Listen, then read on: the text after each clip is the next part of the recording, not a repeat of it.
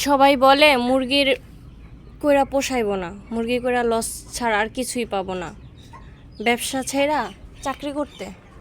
তাদেরকে বলি মুরগি এমন একটা হয়ে গেছে, আমার নেশা হয়ে গেছে, এটা আমার ড্রিম।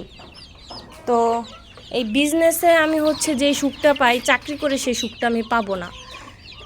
এটাতে আজকে আমি লস খাইছি, 2 দিন পরে আমি লাভ খাবো।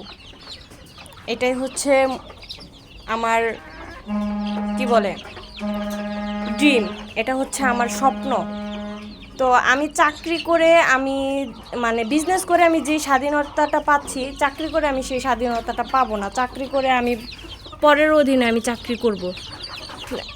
ফর এক্সাম্পল, আজকে আমাদের ব্রাজিলের খেলা হয়েছে, আমি এখন যদি চাকরি করতাম তাহলে আমি এই খেলাটা দেখতে পারতাম না। আমার চাকরির পিছনে ছুটতে হইতো, টাইম টু টাইম আমার যাওয়া লাগবে, মনোযোগ দিয়ে আমি দেখতে পারতাম না। আর আমার এই যে বিজনেসটা, দেখা গেছে আমি যদি একটু পরেও আসি 2 মিনিট লেট করে, তাহলে আমাকে এখানে বলার কেউ থাকবে না বা ধমক দেওয়ার কেউ থাকবে না।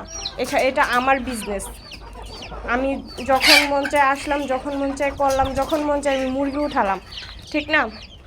তো পরের চাকরি করে সুখ নাই। আমার লস হোক লাভ হোক, আমার এটা স্বপ্ন। আমি আমার এই খামারে আমি শান্তি পাই, এটাই অনেক।